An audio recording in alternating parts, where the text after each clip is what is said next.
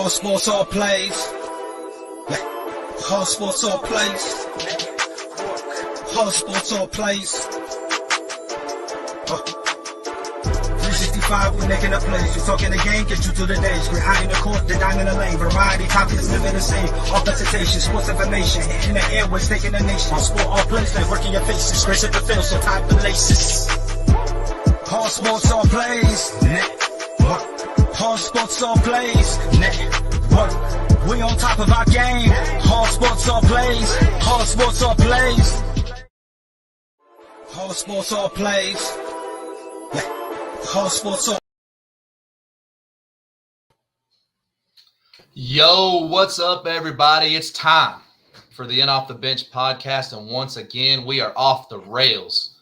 We are brought to you by the ASAP Network, live on Facebook with a star-studded panel. As always, we are joined by Chi-Town's finest, Mike Hughes, host of Mike on the Mic podcast. We are also joined by the best out west, one of our big bosses, breaking news bosses, Jay Ness. What's up, fellas? We got a lot to get into tonight, but first I want to jump right in to the NBA action. Lot of stuff to unpack here, but I want to start with you, Jay. First question. Suns are the number one seed out west, best record in the league, and don't have an all-star starter. Tell me about it. Disrespectful. It's I don't want to dive too much into the Suns specifically because I'm going to touch on them a lot tonight, but it's plain out disrespectful how the number one team in the West, the number one team in the league, the defending Western Conference champions don't have a starter in the All-Star game. Disrespectful. I actually do agree with you. I'm not sure we could debate, and we can get into this later, who should have been taken out, who should have been in, but definitely not having D-Book and Chris Paul in there. It seems odd. But Jay, before we dive right into each of our teams, I do want to ask you a question. Specifically, I think you can speak on this. Carmelo Anthony had an interaction with a fan in Philly. It later came out that the fan was ejected. Not only ejected, there were multiple fans ejected. He was also banned for life, and it comes out, Melo kind of talked about it later, that he was calling him boy. So let me ask you, so should he have been banned for life? And what are your thoughts on that as a whole? And was the punishment justified? You know, it's that for life part.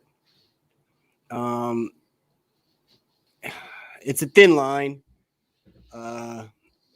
It's a 50-50 thing on this one, because you could say that the boy portion was a derogatory statement towards a racial slur. Yeah. Or you can just say, you know, he's calling him a boy. You know, you ain't playing like a man out there. You ain't. I mean, because there's, you know how it is when you're on the basketball court. You know, even running pickup games. You know, you say that you're playing like a little boy. You know, be a man, and you know, get big. You're right. Playing small. There's different ways of doing it. Do I think the dude was out of line? Yeah. Do I think he should have been ejected from that game? Yeah. Maybe ban him for the rest of the season. But man, that life part, I don't know. Mike, I believe in second chances. Absolutely. Mike, obviously, for those that don't know the background, you know, Mike, you live in Chicago, right? It probably wouldn't be odd for you to maybe be the only white boy and play in a pickup game. So Talk to me about your thoughts on this. Yeah, I mean, little ass boy. That's what we say. That's what we do. It's my favorite thing to say. You a little ass boy, like get off me. You know what I mean? But that's very different than just being called boy. And it's not your boy. It's straight up, come on, boy. Like when it comes across like that, it's very different. Now, I've had games where I've gotten called boy by older only white gentlemen. It's never anybody. It's never a minority calling someone a boy, which just speaks to the volumes. But it's something to where when I've heard myself be called that, I know, you know, there's nothing behind that. But to say that to someone, you know, of color, you understand the history behind those words, and you need to understand that words have consequences. So for me personally, I don't take it that way. But you know, I've heard my own friends, my own teammates be called boy before, and and we jump on that. And it's not because, you know, we're millennials and we jump on literally everything. It's because we know what the standard is behind that word and the tone of your voice when you're saying it. I don't think Carmelo would have reacted the way he did if he didn't feel like the tone of his voice didn't have meaning behind it. And, you know, if you're just calling someone a boy, like you said, like, I call you a little ass boy, Randy, like you know what I mean? Even in the tone of my voice right there, it's very different from like being called a boy. Like it's different. It's different. Thinking about ejecting you off of the show right now. Do it. I dare you. But they already ejected me off 2 other ones. They want me to have rest. They're LeBroning me. But it's something to where I don't know, man. Like there's a thin, like Jay said, there's a thin line. And a professional basketball game is not where you tread that water to find out that thin line. And I think too, and Jay, back to you on this. I think that what we've seen over the past couple of years is fans get emboldened. You know, we saw again, I think it was Philly again, where the guy was flipping Russ off right to his face. Right. And, yeah. You know, you could count to Marcus Smart in college, and it was Philly that hit Kyrie with a water bottle too, wasn't it? Yeah, it might have been. It might have been. I think maybe we need to be talking to Philly, man. I think Philly's getting a little out of line. I know this is a long time ago, but it was Philly came out here and they threw a rat on the court in the Phoenix Suns and Philadelphia 76ers game when Allen Iverson was there. Philly's so on one, Philadelphia fans, they be on it. They wildin'. Obviously, I think we need to, you know, I think that what the NBA is doing, you know, because in the past, obviously you saw that's how Malice in the Palace started, was fans just acting any way they wanted to. So I think that what the NBA has taken on this approach is really nipping it in the bud. Let's ban these people for life for saying things, doing things. And to be honest, there's nowhere other than the NBA that the players and the fans are interacting that close. I mean, there's literally people sitting feet from a guy inbounding the ball, inches sometimes. They come into the stand. So it's really it's a fine line. Obviously, you got to watch what you say. And just because you buy a ticket does not give you the right to say whatever you want. Because I guarantee you this. If that dude was out on the streets, he would not be talking to Melo in that same tone. No. But no, I don't want to. Go ahead, Jay. No, I was just agreeing. No, not at all. Not at all. Yeah. So, but I want to go back to the All-Star game. I know I wanted to get Jay kind of fired up before I asked him that hot topic issue about the Suns not having the All-Star and then dive right into that. But other than the Suns, Mike, I'll start with you. Who do you feel like the biggest snubs were in this All-Star game? Zach LaVine. Zach LaVine to me was the biggest. Here's what bothers me about it, and it's not even me being biased, but Kevin Durant is the reason that DeMar DeRozan is playing shooting guard in this game. Kevin Durant's not going to play in the All-Star game. We've known this for weeks. So when you really look at it in all totality, Zach LaVine should be the shooting guard, and you should put DeMar at the 3. But it's neither here nor there. Now that's my Eastern Conference. Western Conference, man. Literally anybody not named Andrew Wiggins, I feel like was snubbed. That's ridiculous to me. Oh, well, it goes by position. No, it doesn't, because DeMar DeRozan's starting at the 2 when he's a 3. That's the reality of it. Like that's what we're doing. Paul George, to me, if we're going off of injured guys, is someone who was snubbed. Absolutely. I don't care what anybody says. He was injured in the MVP talk. Right. Right. So how we have Kevin Durant on this list starting in the game, but PG didn't even make it. That's absurd to me. And I don't care about any of the Andrew Wiggins fans out there. 18 points is solid. It's solid. It's definitely 18 more than I would average in the NBA. And then some. But it's a not little ass boy. Right, because right. But at the end of the day, you got Luka out there, you got Book, you got CP3, you got all these other cats out there, and it's like, why are you here, bro? Like, you're literally like the K-pop thing. I'm not gonna speak too hard in the K-pop because I know they got a huge fan base, and I'm not knocking it. But 3 million votes because you are a fan of K-pop. That's how we're grading the NBA now. That's ridiculous. I totally agree. Ridiculous. But when Derrick Rose got 3 million votes the other year, the NBA just kind of completely ignored it and shied away. But that's neither here nor there. But we'll let Andrew have this one, I guess. Well, he's going to have to, I guess, because the way they got it set up. But I think that a couple things that stand out to me, like you mentioned on the Wiggins, and I'm going to say this, this is a biased point of view. Desmond Bane's stats are almost identical to Andrew Wiggins, and obviously the Warriors have a little bit better record, but Wiggins, I think for the people that are really being honest with themselves, Wiggins is not the biggest reason for that. Wiggins is a role player in the same way that Desmond Bane is a role player. Now, we're talking about a guy in his second year versus a guy that was the number one pick. And I'm not saying you hold his past against him, but Desmond can make a case. If Andrew Wiggins can get in off of K-pop, my boy Desmond Bane, people need to start recognizing his name and voting him in because that's ridiculous. Right. He's way more entertaining to watch to me than Andrew Wiggins is. But enough on that. Desmond Bane, you deserve to be in the All-Star game. I got to ask you guys a question. As we've seen All-Star game, I remember as a kid watching the All-Star game, and you really watched it, not really for the game, which is still the case because nobody watches it until the last couple of minutes. Yep. It was the slam dunk contest, right? That's what because we had the biggest. We had Neek, we had MJ.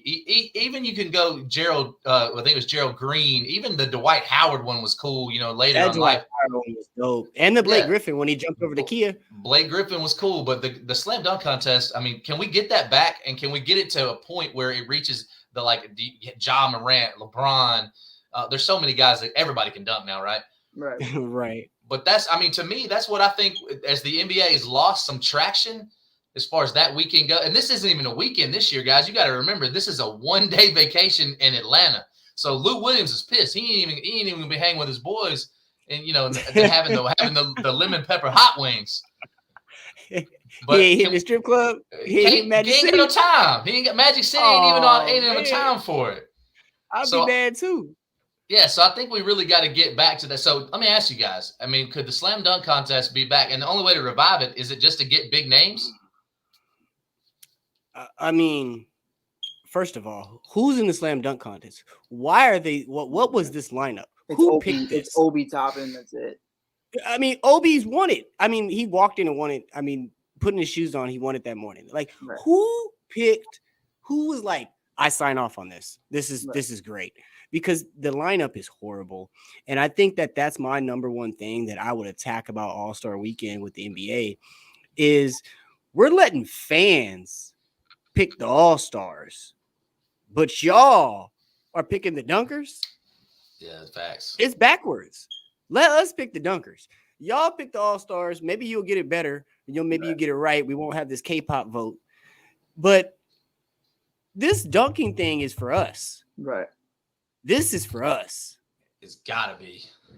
I just think there's nothing. I don't even think it's like that though, because I don't think a lot of guys want to do it. Obviously, Gordon's made it clear he doesn't want to come back because he feels like he's always getting snubbed. Zach LaVine's made it clear after tearing his ACL, it's not really a focus to him. Zion can't even stay on the court long enough to be on a dunk contest. Nonetheless, we're not even sure he can dunk anymore. Yeah, I have no idea. Right. He can dunk some chicken fingers into some sauce, but I don't know about a basketball. That's a whole different conversation. But it's coming to the point to where I just feel like these guys don't want to risk that injury. There's a lot that goes into preparing for a dunk competition, and not to say that it's dangerous, but it's definitely something to where if Kawhi Leonard tore his ACL in the Western Conference Finals, that's completely fine. But if he tore his ACL preparing for a dunk competition mid-season, I'd be pretty pissed if I was a fan. And I kind of understand where they're coming from that point.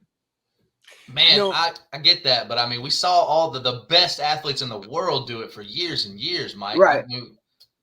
I don't know. I just think it's man. I just don't think there's any incentive. Like, there's nothing that these guys feel like they're gaining from doing it. So they're not doing it. It's lazy. It's lazy is what it is at the end of the day. Is there's no fun in it. These guys aren't having fun. It's all about the money, and it's all about the end goal, but no one wants to do anything. Mike, we got Frankie Cruz. They need to be on a contestant on The Bachelorette. Most eligible Chicago Bachelor. The only. Hey, but I agree, Mike. But there's guys. There's we don't have to have LeBron. Right. But where's THT? Right. That's true. Where's Barnes? Yeah, I just don't think they want to do it. Where's Brooks? Right. Where's if I'm mistaken, Cam Johnson? Jay, if I'm mistaken, isn't it more of like anybody can enter the dunk competition? It's whoever wants to go can go. Like that's how it is. I don't think it's a voting system, is it? No, I think it's selection. Yeah, they're selected. But speaking of, you mentioned Obi Toppin's name. Let's check in on Obi Toppin. Obi Toppin tonight has played 10 minutes. He's 1 for 4, 0 for 2 from 3, has 2 points. with a -4 plus minus. Now he is playing the number Was 3 it? seed Did he in the get a West. dunk? Is this 2 points a dunk at least? Probably. It would have to be, right? I just think, but that's what we're missing. We know Obi Toppin from watching the league, but does the average dude know who Obi Toppin is? The reason that Dominique and all those guys, Jordan, because it transcended basketball. It was must-watch TV. Right. You know, the wives and the kids. Everybody was watching. Free throw lines. Vince Carter's dunk. I'm so sorry I missed that one. Kobe, when he was younger, the biggest and brightest stars. That's why I think it would take a guy, and it's going to sound biased from coming from a Grizzlies fan, but a guy like Ja Morant, who right now is becoming an up-and-coming face of the league, a dude like that going out there and jumping, maybe grabbing the top of the backboard, and it's going to take something like that. Right. I think what happened is that we felt like we saw everything. What more could they possibly do? But if we're being honest, we've probably been thinking about NBA games, and there's something that we see all the time that we haven't seen before. And that's where even when Ja and Zion were drafted, that was the biggest thing I was excited about, was those guys eventually being in the dunk contest. And I thought about it, Aaron Gordon, Zach LaVine, Zion Williamson, and Ja Morant, like for years to come in dunk competitions. I thought it was going to be the dopest shit in the world, but not a single one of them has wanted to do it yet. It blows my mind. And I do understand it to a degree for guys like Zach. If you tore your ACL, you obviously don't want to do it. And Gordon, I understand to an extent as well, because they just will never give that man the win. They'll just never give that man the dub. But I mean, be better, Gordon. That's at the end of the day, just be better. But I think, guys like Zion, guys like Ja, I don't like that narrative of people saying, oh, well, they have more going on. Like, dude, when you were a rookie, you could have did it. Like, let's be real. Right. The Pelicans had nothing going on. The Memphis Grizzlies had nothing going on. Like, that was just the reality of the situation. Now I understand it. So it's the point where with Ja, you're having such an amazing season. You don't really want to risk that. But Zion, if you're healthy, get your fat ass up and let's go see you do something, because the Pelicans are horrible. So at the end of the day, that's my boy Zach. My boy Zach said the All-Star weekend now sucks compared to when we were growing up. And that's just the narrative of what it is, though. And I think it's because there's really no beef. Like with Jordan, Shaq, Kobe, and everybody, even Vince Carter, like they wanted that title, but guys now don't care. There's no, I'm better than you. There's no one going tick for tack. No one cares.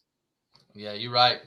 Well, speaking of the guys we just mentioned, let's get into some teams. But I gotta have my obligatory little blurb on the Lakers, and it ain't gonna be good. Before we get into our teams, I want to ask you guys about the Lakers. I'm gonna start with you, Jay. They've blown a 10-plus lead 12 times this year. That leads the league.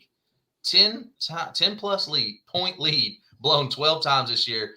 The frustration is evident on their faces all year. Anthony Davis is back now. The frustration was clearly evident on his face over the weekend.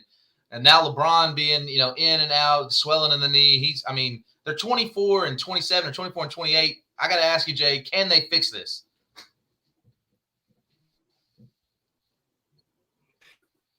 Man, I was about to say, no,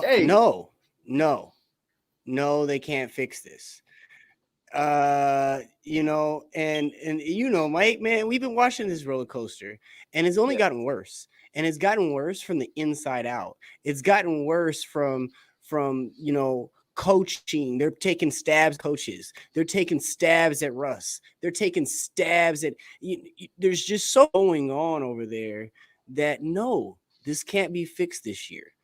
The only way they can fix this team is to start planning for next year. That's it. Be ready for next year, because this year's done. But is your Mike? I want to ask you to expound on that, though. Go ahead, Jay. I'm sorry. No, go ahead. You talking about planning for next year, but let's be honest, these guys aren't getting any younger. Is next year even a reality for this team as it's constructed? You asking me? No, go ahead, Jay. I don't. Not as constructed, no. But again, when I say, get ready for next year, if anything further happens, I don't care if Anthony Davis was to tweak one of his eyebrows, you set him down for the season. You know what I mean? Like you just plan for next year, and you play Austin Reeves, you play THT, you play what's his name? They just got Malik Monk and dude from Detroit that just came over. No, I forget. I forget his name right now. They're all horrible, Jay. It don't matter. You know you're not sitting Russ. Russ ain't going, man. But Russ can do this. This is what Russ lives for. Let him go. Let him do his thing. I agree. Mike, what do you think though, man? They're old. I think this is like one of the oldest teams ever in the NBA. And you got a guy in Anthony Davis that can't stay healthy. I mean, what's the move here? What's the move for the rest of the season? Does being in the 7 to 10? I mean, everybody says, if they get in, they can make something happen. But I have no evidence that they can make anything happen. Right. I think you have to look at it from the perspective of, what's happened and what's happened in history's past, and you need to look at it from that narrative. We saw last year with Russell Westbrook, looking at them as a play-in team, they weren't viewed as anything with the Washington Wizards, and Russ played very well up to that point. And he in the second half of the season looked amazing and really was what brought them in. So I do think they do have a shot of bouncing this back. But the key point that you said is, and I know everybody, he's a Chicago native too, and everyone thinks I hate him. I don't hate him. I got mad love for him. I just hate his situation. Anthony Davis is going to be where and how far this ship will take you, because if he can't get it together health-wise, this ship isn't going anywhere. And that's the biggest problem, is because if say they make it to the playoffs and Anthony Davis doesn't play that much throughout the season with another injury or what have you, God forbid, this big three didn't have a lot of time to play together. And we saw what happened. I know it's totally different, but the Buccaneers, the reigning defending champs, the defense didn't have a single game playing together all season. They finally get a shot to play against the Rams, and they get wiped. And that's just really what it is they just don't have that chemistry, that camaraderie on the court. And I think at the end of the day, you have to look at it and you have to understand that, if any of these guys, big name guys like Russ, LeBron, or AD goes down again, you're looking at something that's really inconsistent and something that there's not enough chemistry to build off of. And I believe in these guys individually. I think they're great. But long term, I don't know how much longer they can do this. Now, I do think in the second half they can turn it around. We've seen crazier things happen.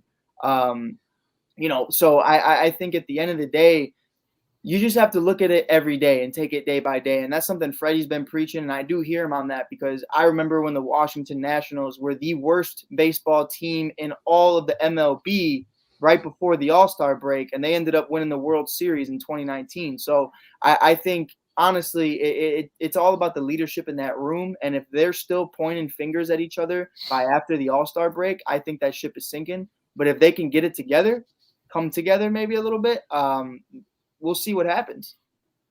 Well, Mike, speaking of coming together, camaraderie, chemistry, the whole thing, let's talk about the number 1 seed in the East. Yes, sir. 32-18, Chicago Bulls. What are we thinking, man? You got injuries, obviously. They've been working through some things, but this is what I want to know. You're treading water. You've said it a bunch of times. If they can just stay, I think you said 1 to 6 is really, that's where you want to stay. Yeah. Get a good bottom. But I got to ask you, is there concern on your end from some of the losses, losing to these what should be inferior teams, even given some of the injuries? It's a huge concern. Losing to the Magic is unacceptable. Being down 20 to the Thunder, I don't care if they won. I don't care if we won by 1. Like, we won by 1. A win's a win. No, it's not, because that was horrible. You shouldn't just win by 1. I think Vooch has played outstanding. Vooch has had 4 games in a row of a double-double, had 1 game where he didn't, and then 4 more games of a double-double. So Vooch is playing out of his mind right now. And I've been very critical on Vooch all year. But what I'm noticing is, Zach LaVine wasn't playing for some of those games. DeMar DeRozan was rested for some of those games. And I'm still waiting to see Vooch take that full-on role as the number 2, number 3 option with LaVine and DeRozan out there. Now, obviously, it's a little bit of a sabotage, Randy. I got my conspiracy theories. We got 6 to 8 weeks on Caruso, Lonzo, Patrick Williams, and Derrick Jones Jr. All 6 to 8 weeks, not 5, not 4, not 7, all 6 to 8. Conspiracies, I'll sit here all day and talk to you about them. But at the end of the day, I do think we're good. We're solid. Like I said, I don't care where we place as long as all these guys come out healthy. But what my biggest fear right now, Randy, is the trade deadline. I don't want these guys to make a move just to make a move. I think if it makes sense, here's my biggest one. And we were just talking about Obi, so I'll give a little bit of an example. They're thinking about trading Patrick Williams. Maybe he's in a package, maybe he's not. Maybe they're thinking about trading Kobe White. if you can get something like Mitchell Robinson and Obi Toppin for a 20-year-old Patrick Williams, that's perfectly fine. But don't sit here and give me blue balls about Sabonis, Miles Turner, and all these other guys that we don't need right now. Like, make it make sense. Give me Obi. He can play the 4.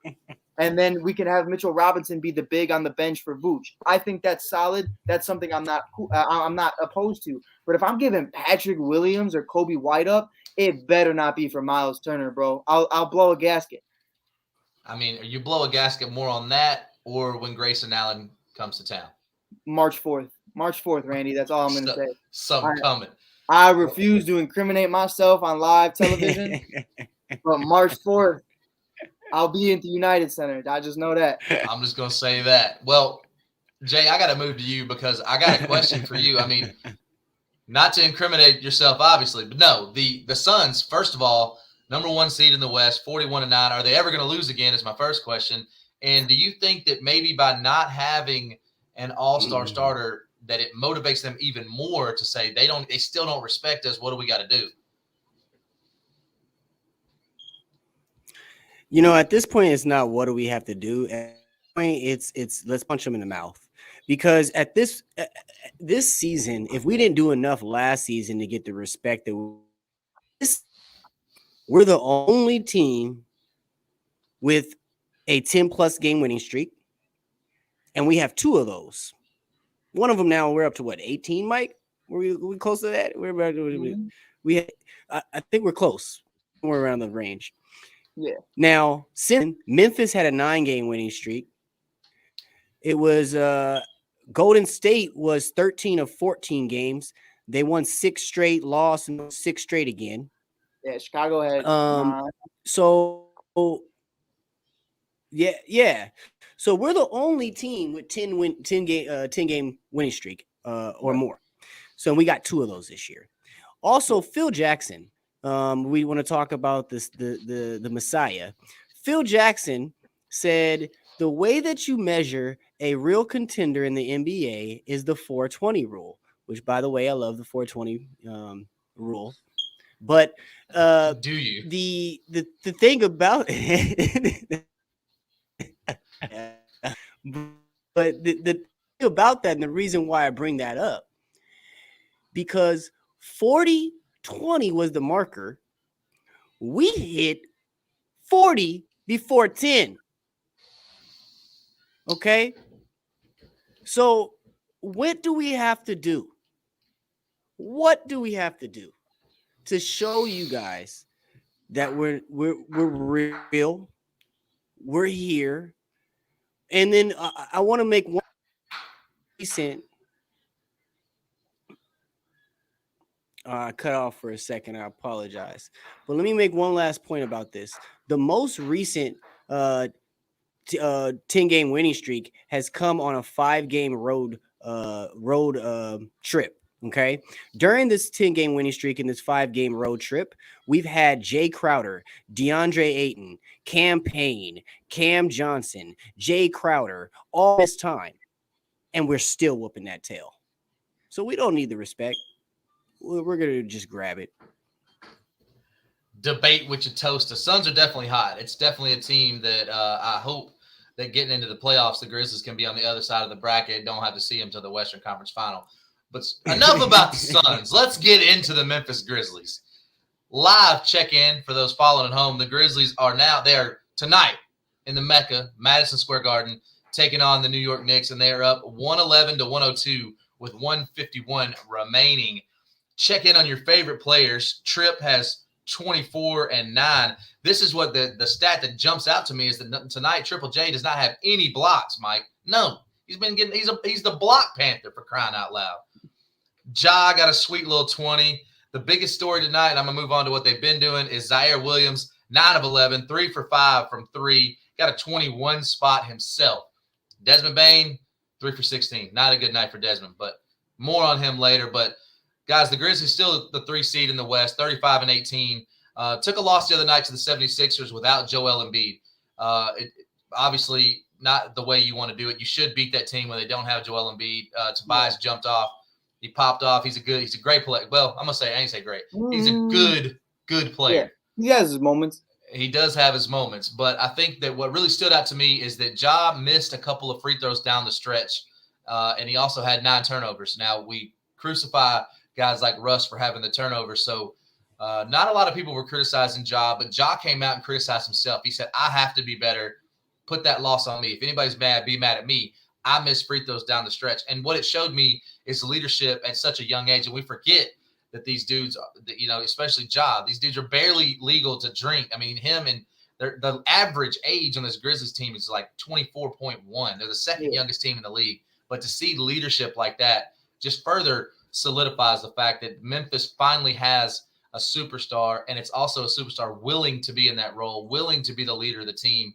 And I saw more in a loss like that in a tough spot than you even see when he's out there talking his ish, dunking on folks, blocking folks off the top of the backboard. So I thought that where they're at, I couldn't be more happy. This is supposed to be a rebuilding year, remember, for the Grizzlies. So to be in the 3 seed, going on the road, even though it's an under 500 team in the Knicks, that's not a game historically the Grizzlies have done well in. So happy to see that. And Obi, he still ain't doing nothing. That boy ain't got no points. No. He ain't doing nothing. You can dunk, but he's only got 11 minutes and 2 points. So Obi, practice your dunking because that's the only time you get, son. So we're going to transition over into the NFL. Enough about all these teams. The Grizzlies they're coming for the 1 seed, Jay. Just know that. We're going to start with some coaching hires. And I was listening to my boy Mike on the mic on 1252 Chicago the other day, and I had to talk Mike down now when they made this coaching hire. But I was listening to his pod, and it's the same way that Josh showed growth and leadership. My boy Mike has come to terms with the fact that they got their guy. He's buying in. Mike, I'm going to let you talk about it.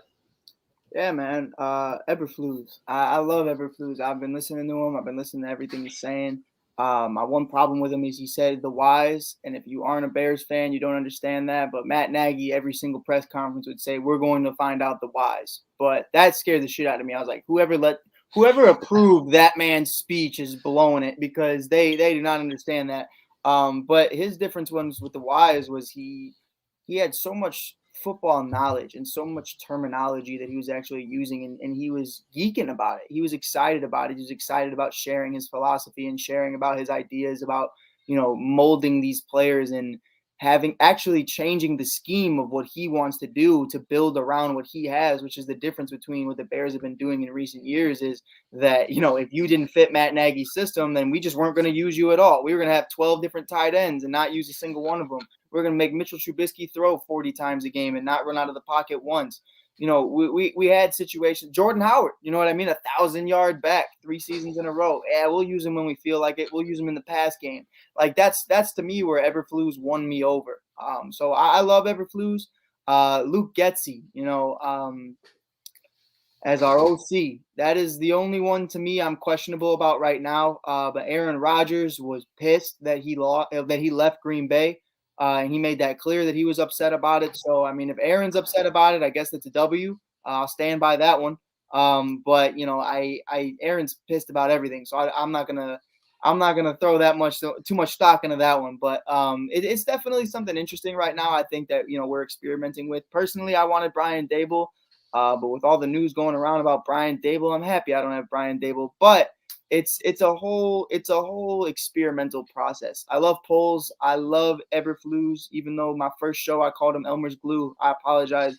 I didn't know your name, bro. I didn't know how to say it. But it's definitely going to be a fun ride. I think this guy's gonna have a lot of fun moments. I think he's an explosive guy. He's a player's coach, and he's an intelligent coach. So I'm really excited about it. We got hard-nosed football back, and we don't have a car salesman like Matt Nagy. I'm fully on board with it. I'm glad you came around, my friend. Jay, I'm going to talk to you. We're going to get into some deep stuff in a minute, but I'm going to start with the Broncos. They get their guy, Nathaniel Hackett, speaking of Aaron Rodgers being pissed. But really, I want to talk more specifically. Do you think that with Nathaniel Hackett taking that job in Denver, was there talk with Aaron Rodgers, you think, a handshake deal to try to get him to Denver? And would the Packers even do that, knowing now they lost their OC? Would they really lose their franchise quarterback at the same time? Good talk, Jay. As far as like a handshake deal, no. I think that Aaron, bro, I think that he's been through so much in the last few years, with speculation and him not getting help and what are you gonna do at the draft, and I think he actually wants to test free agency in a real manner. I don't think he ever really projected or seen himself ever really having a crack at free agency in his career. So I think that he really wants to take a test at this and kind of see what other teams kind of pitch at him. You got Tampa. We just named Denver. You got Washington. There's teams out there that are, quarterback deprived. And I think that, those teams have the ability to throw some money at Aaron. And in this particular situation, if you're not Super Bowl ready, the next thing to do at this point in your career is get some money. No, I absolutely agree. So, Jay, I'm going to stay with you. We're talking about coaching vacancy. Obviously, the news came out that Brian Flores is suing the NFL, the Broncos, the Dolphins, the Giants, and he did a lot of press today. And Mike will get your opinion on it too. But I just want to know your thoughts about it. Obviously, if the rumors are true or the allegations are true that the Dolphins were going to pay him $100,000 per loss, that's a huge deal. And I really I was shocked. The one thing I was shocked about, none of the other stuff, I think, was Bill Belichick being at the center of this scandal for the accidental congratulatory text. So I just want to really get your thoughts around the Brian Flores thing and where does the NFL go from here to make this right? First of all, DraftKings, I hope you were on the phone with NFL lawyers because I want my money back. But outside of that, this is huge, bro. This is mafia-like conspiracy stuff. Like this is really disheartening. This is not something as a fan that I was, you want to see. We all know that there's systematic, racism, so to speak. There's systematic racism going on in the NFL. We obviously seen the John Gruden situation and how that, played out. But even when that was going on, Randy, Mike, even when that's going on, I mean, as a fan, it hurts. It hurts because as a fan, we're looking at these teams, we're putting our all into it. Me, Randy, and Mike argue a freaking majority of the day about sports. And for it to come out that the respect for the fans that are able to build this for them, that they have zero respect for it. Zero. If you're paying to lose games, you have zero respect for me. Absolutely. And for everybody else watching. Absolutely. Mike, I want to touch on something specific that Brian Flores said today that really struck me as a father of four. He said, I have two sons, they're 8 and 7, and I have a 5-year-old daughter. And when I look at them, I don't want them to go through some of the things that I've had to go through. Now, obviously, you don't have the 3-4 kids like I do, and Jay probably got a couple of too. Maybe. We don't know. Somewhere.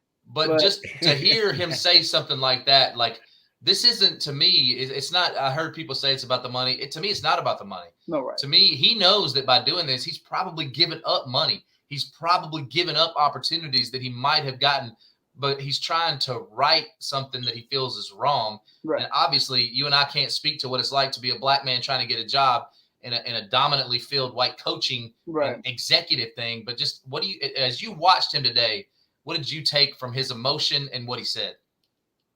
I had a problem with one thing. I just feel like he needs to really explain the background throughout the Broncos allegation and the Miami one, because I felt like not that they're false. I believe what he's saying. I believe he believes what that is true, and I believe that it is true. My problem is they were asking him very specific questions, and he was kind of not getting full down into the details of what that was. He wasn't fully throwing John Elway under the bus. He wasn't fully throwing the Broncos under the bus.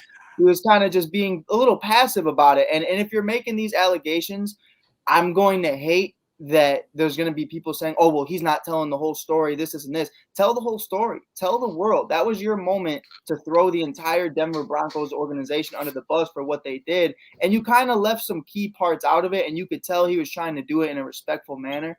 But through what you're doing, Jay, I felt like you needed to really just hit the nail on the head with that one and fully explain yourself now, because it's different. It's very different between what happened with the Giants. What happened with the Giants was there's physical proof of what happened. Bill Belichick's text, there are physical screenshots of what happened. Now, this thing right here with Denver and Miami, it's he said versus he said. You know what I mean? Like, we're just seeing who said what and what has validity to it. So I need him to get the fans on board.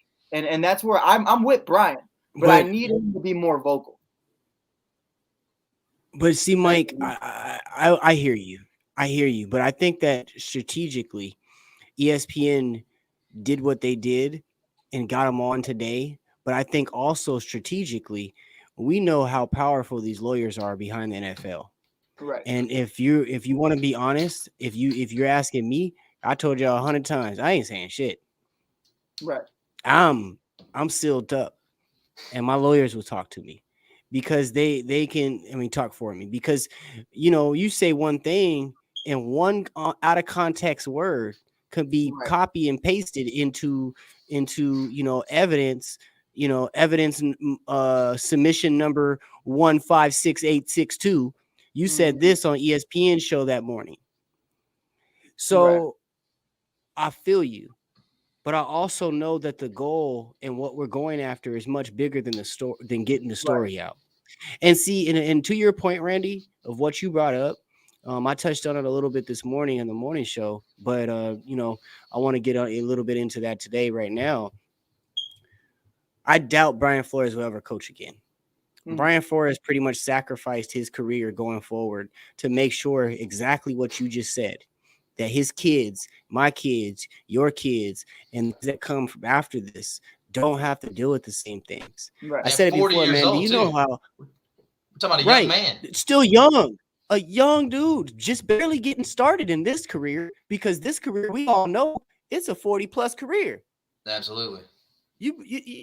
You got to be 40 some odd plus usually, unless you got your Josh McDaniels and a couple guys, but this is a 40 plus. Right.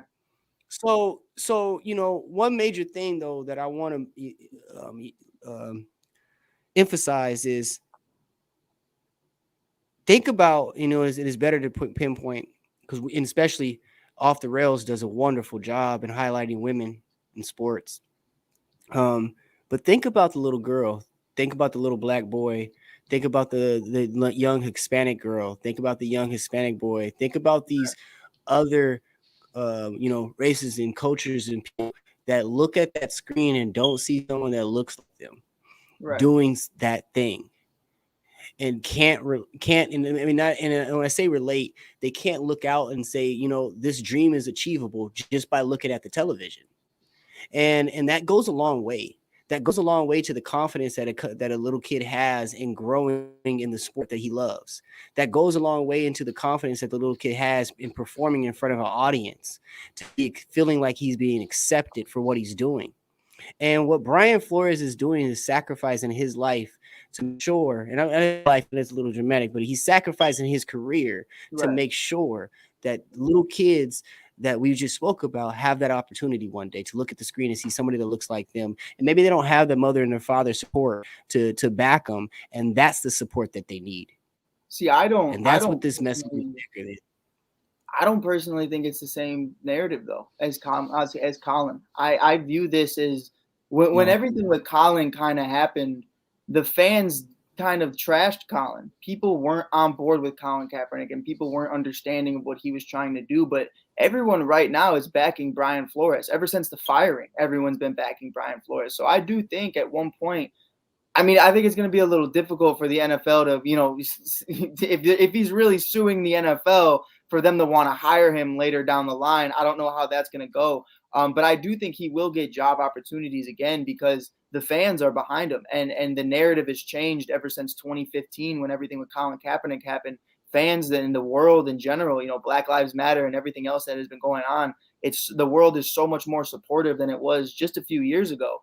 That I think Brian is actually, where Colin was kind of blackballed into the point of where we viewed it Colin as a villain or as a man disrespecting America. We view Brian Flores as a hero, and we view Brian Flores as someone who's standing for something, like Jay's saying. So I do think Brian Flores might have an opportunity to coach somewhere else at some point down the line. It's just unfortunate that it's probably not going to be, anytime soon, and this is going to be for years, that this investigation or this lawsuit. It's definitely not going to be something that just gets fixed in a short period of time.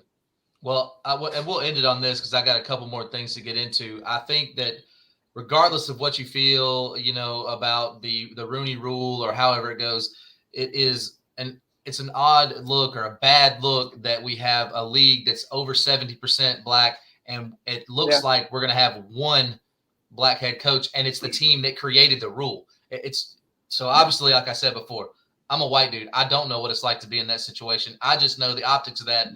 They don't look favorable for the NFL or the owners that Randy, have the teams. And just to finish on it too, it's one of those situations where the Rudy Rule is bullshit in itself, because you look at it and what the Rudy Rule stands for. I'll give you a draft pick if you interview a minority.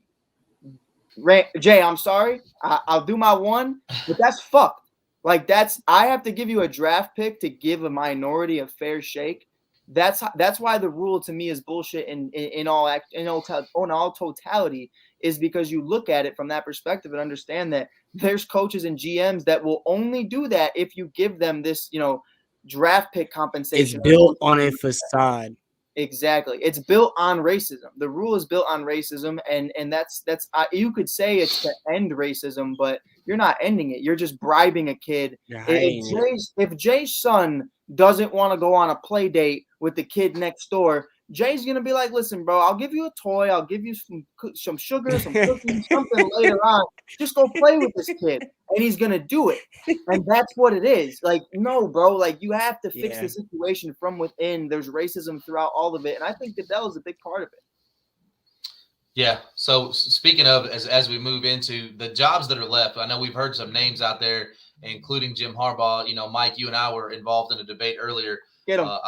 I'm just gonna go on the record. I am a Jim Harbaugh fan. I don't happen to like the guy, and his personality is a little quirky. But if you're looking strictly at numbers, the dude is 44-19-1 in the regular season, 5-3 in the playoffs, 3 straight NFC championships his first 3 years. Things fell out of favor in San Francisco, the ownership, the front office, whatever. That shit happens. But to act like this dude is some kind of bad hire, and I just don't understand. He's a great NFL coach. Yeah, so I mean, I guess Jay, I'll start with you. What do you think is of the jobs left? The Vikings, the Dolphins, Jaguars. No, they have their coach. Of the jobs left, where do you think is the best opportunity to win? I talk about this. Get mine in. Fuck the Broncos. Fuck the Giants. Let me get 2 in. I'm just gonna off default Minnesota. Packers too. Off default, like with all these allegations coming out, none of the franchises right now over the next until the sanctions come out, what happens to them and the penalties and all this other stuff, unfolds. So I pick Minnesota. Yeah, Mike, what do you think? I thought we were talking about the coaches. What are we talking about? Yeah, well, the jobs that were. Yes, we are. Jay had a little Freddie moment there. His internet was going in and out, so we're just gonna go for this. The jobs left. What's the best team that if you were a coach, you're looking around like Jim Harbaugh, you got pick of the litter. Which one you taking? Miami. In all honesty, even with Tua as your quarterback. See, because I don't think they're a quarterback away. I think you're a run game away. Because I think with the weapons that you have, you don't need to utilize Tua. You need a run game. You have Fuller, you have Parker, you have Gesicki, you have the GOAT, my boy Jalen Waddle, who's doing his thing over there.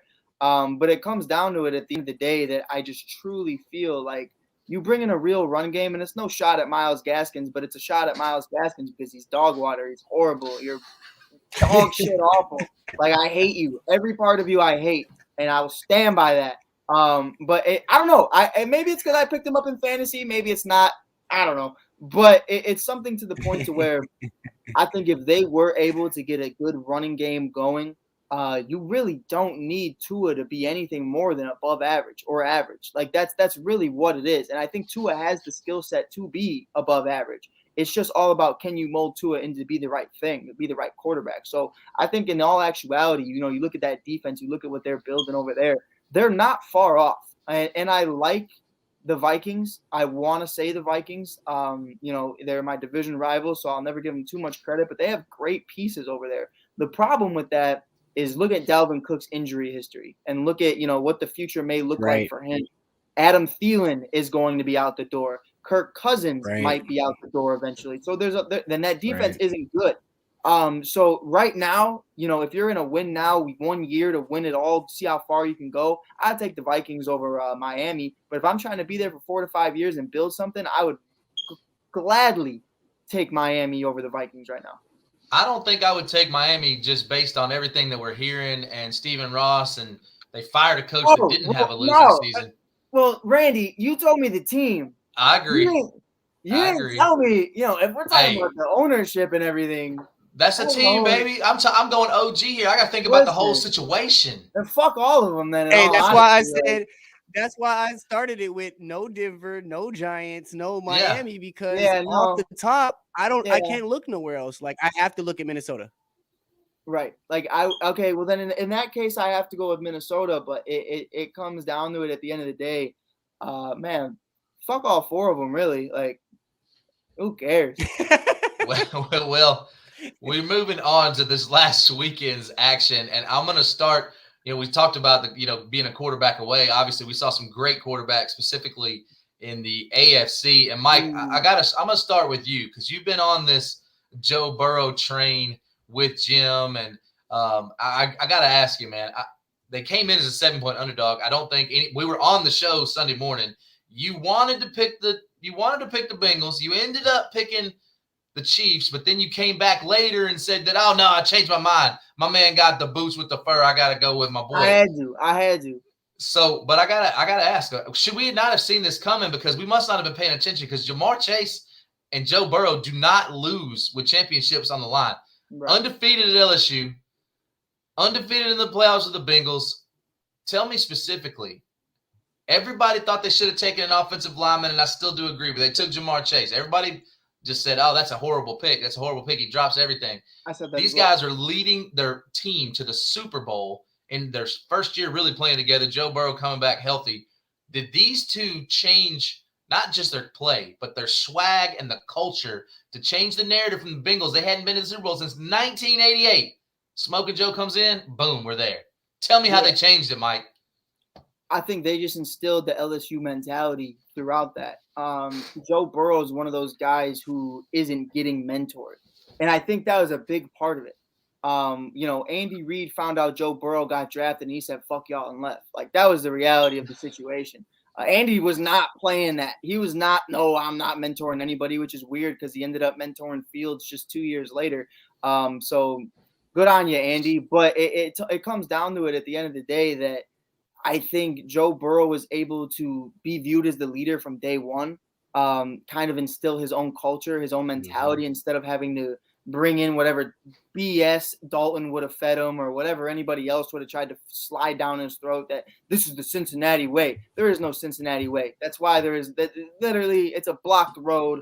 There's construction that's been going on for years. Like, it's literally like you're in the middle of Chicago downtown. Nothing's getting done. But it comes down to the point to where you bring in Jamar Chase, and that screams volumes even more. T. Higgins is super young. Osumu is really young. Joe Mixon has just been waiting for something to happen for years, and he's finally getting it. And I said it on the show, Randy, and you were there. The big part of why I believe in this team, and mind you, I was, watching the Bears game where Joe Burrow threw 3 straight interceptions to my Chicago Bears, and we beat them. So if they become the champs, really the Bears are the champs. But that's neither here nor there. It comes down to it, though.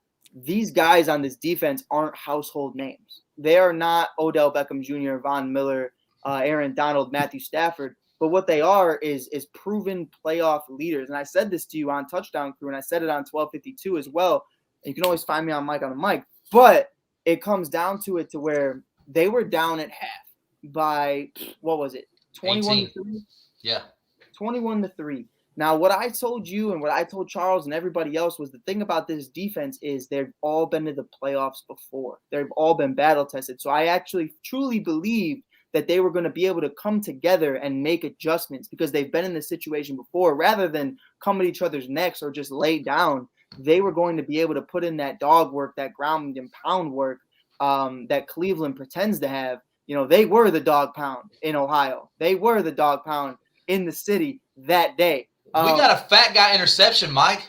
We got a fat guy interception. It was beautiful. But that's what I'm saying, though, is it's every man up mentality. And Joe Burrow and Jamar Chase live for that. Because if they can hold it down for Joey and Jamar, then they're going to be able to hold it down. And they're going to be able to go put up points because we know they can do that. So that's where I think that's what changed the narrative for them. I do think, and this is just me, I was up late last night just thinking, Randy, I don't think we're going to see the same Cincinnati Bengals team next year. I think it's going to be very different. You're going to see the offensive line revamped, and sometimes that's not always a good thing, even if they are better players. So I'm very curious to see how they look next year. I know I'm way ahead of myself right now. They still have one more game to play and a fake-ass Pro Bowl. But it's definitely something to where, right now they're changing the narrative. And we're talking about Patrick Mahomes being the second coming. But, Randy, remind me, when was the last time a quarterback played his first full season and won a Super Bowl? I don't recall. Ben Roethlisberger? Very long time. Very long time. I believe it was Patrick Mahomes, wasn't it, Randy? It was Patrick Mahomes. It was Patrick Mahomes with far less than Patrick Mahomes, right, Randy? I don't know if I'm going to say all that, Mike. I don't know. They got some – he didn't have no Jamar Chase over there, bro. Yeah, Tyreek Hill, Travis Kelce, and Sammy Watkins, though, right? Yeah, okay, I hear you. And those are and good Andy players. Reid, right? Hey, and a top 10 offensive line, right? Chris Jones, the Honey Badger, a bunch of great key defensive players. If we're talking about the next GOAT, Joey B is in the conversation, and he better be the next cover of Madden because Patty got 2 covers on Madden. Listen, Jay, don't be blessed. Don't wish that on him. Don't wish that. Yeah, he's already had his injury, so we don't need that again. He already tore his shit. It's gone. Jay, I want to ask you something specifically because Mike talked about the narrative changing. At the end of the first half, the Chiefs up 21-3. They're at the goal line and decide to run one more play. And obviously, you can play, what would have happened, what if. But to me, I'm a guy, and I know Andy Reid takes risk, but I take the points because then I'm up 24-3 going into halftime. Instead, you get nothing. They get the ball back and you turn it over. I'm going to ask you, do you think that mattered at the end of the half? Yeah. We're going to stay with my theme for this show, I guess. Disrespect, bro. That is disrespectful to the Bengals. Standing on the other side of the ball, like, wow. They think little of us are our defense where they're not going to take these points. They're going to take this chance to shove it down our throat, and this is my thing, Randy. If you go back to the beginning of the season when Kansas City was losing, the reason why they were losing is because teams were attacking them. They weren't sitting back trying to play this chess game with Patrick Mahomes, which you're not going to win. They weren't sitting back playing timid with Tyreek Hill. Now, at that time, they were putting single coverage on Tyreek, making him catch passes. Okay, because that's a problem that Tyreek Hill has is actually catching the football. So if you put that tight coverage on him, you force him to actually catch the ball. Now we're in there. Now we have a chance to beat Kansas City as long as you're tracking Kelce. So what happened in that first half was they threw everything at him. And that offensive line was always they've had issues all year. They were just able to disguise it. After about week 5 or 6, Andy Reid was like, "Nah, man, we got to figure this out. We're looking horrible out here." Right. So he was able to disguise that. And that's what we seen in that second half of the game where that defense felt disrespected going into halftime. That defense was pissed off. And coming out, they went and smacked. And you said it, Mike. we talked about it a few weeks back as well, Mike, the beginning of the season about Cincinnati. That defensive line is so underrated. Yeah. They're so overlooked, and they're a real smash mouth, smack you in the face defensive line, and it wears on teams towards the end of the game. So, that's the one thing that I, looked at in that Kansas City game. And I was going into that game, I looked at as a possible deficit on the Kansas City Chiefs side that Cincinnati could attack. And I'm really, I was really excited to see that overall difference in the attitude of the trenches in that second half. Right. No doubt. Mike, real quick, I want to end it on this and we'll move on to the NFC. You kind of spoke on it a little bit, but a lot of people, like, what does the future look like for the Chiefs? Patty Mahomes looked really, mortal, and he couldn't do this, he couldn't do that. There's the passing of the guard. Joe Burrow is the new face of the AFC. Right. I just got to ask you, though, people forget that Patrick Mahomes is 26. Mm-hmm. I mean, 26 years old, man. Do you think that what they'll are you be back asking, next year, right back in the hunt? Yeah, of course. I think they're going to be in the hunt, but Randy, if you could, you know what? I'll do it, Randy. We got some time. We're going to look up the ages of other guys that are going up against Patty now because the game has changed. We're looking at Josh Allen, 25 years old. Joe Burrow, I think he's 23. Justin Herbert, I think he's 24. We got a lot of guys out here right now. Hell, Aaron Rodgers might join that list of someone that's joining the AFC. We don't know. He'll be the grandpa. Right. And there's Grandpa's pissed. Grandpa's pissed. So right. We'll see what happens. We got angry grandpa. So I don't know what's going to go on with that. And how that's going to turn out with the Denver Broncos and everything else. But whoever it may be, it's definitely something to where, you have to look at it and understand that you're not the clear cut, face of the franchise. Like, of course, for the Chiefs he is. Of course, for the Chiefs he is. But for the league, Patrick Mahomes has some competition coming his way. And I definitely do think he's going to have to continue to hold that title. Now, obviously, right now, Randy, I think he still is clear-cut the face of the league. Well, you could say it's Tom, but Tom's gone, so you know what I mean. But I think other guys are coming. And if we're being completely real, Joe Burrow wins this Super Bowl. He's 1-1 with Mahomes. So, really, what else does he have to do? You know what I mean? So, it's going to be a tight race. And Josh Allen and Justin Herbert aren't too far behind. So I do think at the end of the day, I respect Patty. I love Patty. I'll never forgive him for making Bears fans pissed when he threw up what number he got drafted when he played the Bears. I'll never forgive him for that. We didn't deserve that. Ryan Pace deserved that. But it comes down to it at the end of the day that I just think there's a lot of good competition. I think this is the best young football core of quarterbacks we've seen in a very long time. We got a comment here. Let's bring it up. Grandpa can still play, and Grandpa has something to prove. Well, listen, John Monroe, Grandpa's had something to prove since 2011, and he hadn't done it. I love Aaron Rodgers. He's so talented. He's probably one of the most talented we've ever seen. But he's been having something to prove for a long, long time. Speaking of something to prove, we're going to move into the NFC. Jay, I'm going to start with you because these are two teams that you're really familiar with. They're in your division. Did this game play out like you expected it to, or how did you see this game going down between the 49ers and the Rams? Oh, yes. Yes and no. It played out exactly how I expected it to as far as the Rams defense, bro. What they did the week before, and then they did the week before that to us. I mean, they were on a tear. And Jimmy G is Jimmy G. Leave that man alone. I'm trying, but he don't give me a reason not to. Leave that man alone. He's just trying to leave in peace. He's only got 2 playoff losses, Jay. Well, I mean, we bang on Aaron Rodgers for not being able to get it done. Jimmy G's only got 2 losses in the playoffs. You right, Randy. You right. But every time Jimmy G loses, he throws like 2 touchdowns in the last 2 minutes. So, I mean, 2 interceptions in the last 2 minutes. I was about to say, I'm down with 2 touchdowns in 2 minutes.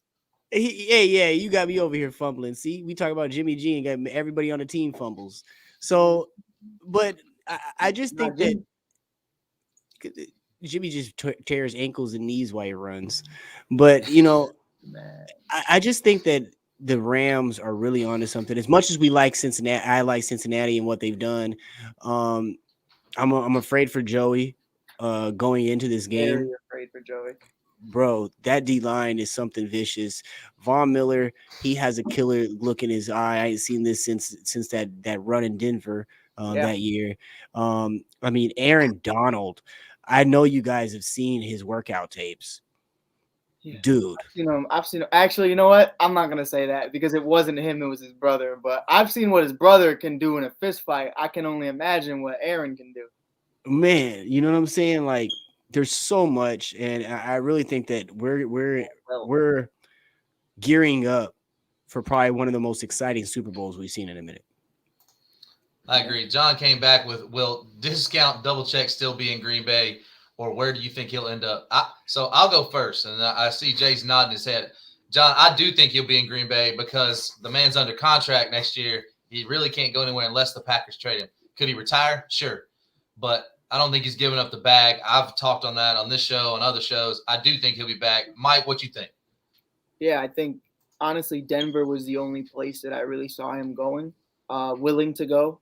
And now, and Miami. But now I have no idea where Aaron would even want to go, and other teams can't really afford him. So I think Pittsburgh just got a lot more appealing, obviously, because they might not have a young core to be able to work with outside of Najee, and I don't like Claypool. I like the other one, Johnson. I like Johnson a lot. Juju?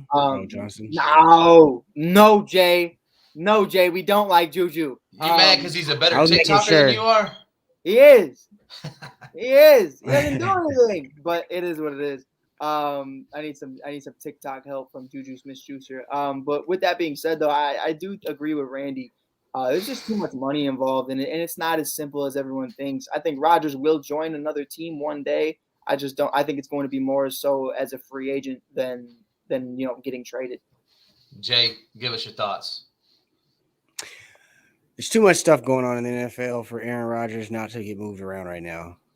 I think that the Packers need to go ahead and cut their ties, and if Love is your guy, like you freaking preached, let it go. Let's start this Love era. I mean, I know. Let's do it. Hey, I know you'll love it. But, I will. Jordan Love's great. Hey, right. Depends on what you're looking for. I mean, if you're not trying to play football, but I just think that giving if he's your guy, he's your guy. Let's go. But again, we've seen the Brett Favre situation. This is starting to look like a Brett Favre situation, and I think that by the end of this, it's gonna get so sour that he's gonna force a trade. That's my go on it. I think he forces a trade. Well, you might be right. Only time will tell. But Mike, I want to go back to the teams actually that are playing in the NFC Championship game because we rarely ever see Rodgers there. Yes. But 49ers have a double-digit lead in the fourth. They had beaten the Rams twice this year, 6 straight times overall. Seemingly had a Super Bowl appearance in their grasp against Smoke and Joe. What happened to the 49ers? And don't just tell me Jimmy G. Lay off my boy. Nah. I think when you really look at it, how I look at Kyle Shanahan and how I viewed Kyle Shanahan for a very long time, great game manager, great guy who understands what to do.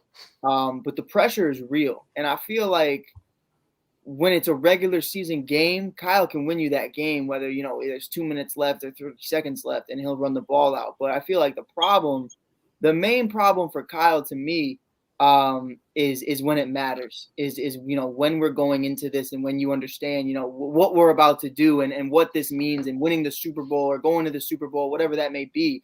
I think it kind of gets too much for Kyle. And obviously, I purposely left out Jimmy G because you told me to leave that man alone. We already understand, that Jimmy G did not contribute and did not help to the 49ers being a big Hey, leave the next Saints quarterback alone. Listen, man, I don't even think I'd be the next Saints quarterback. You can't pay me enough.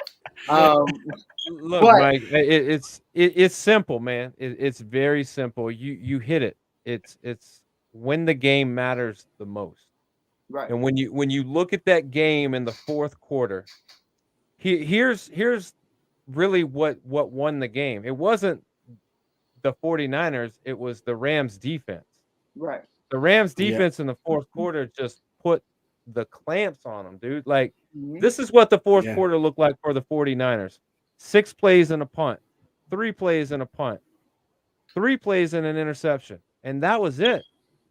The one guy that you got to get the ball to in those situations for the 49ers is Debo. He had 1 attempt in the fourth quarter.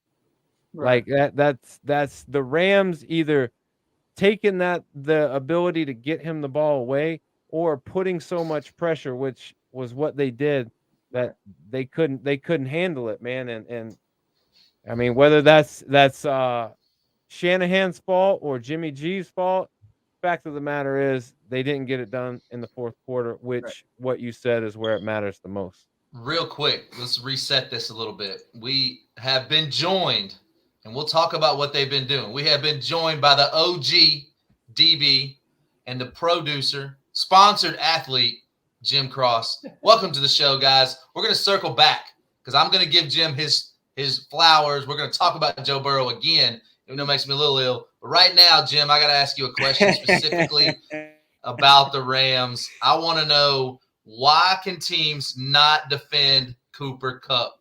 They can scheme.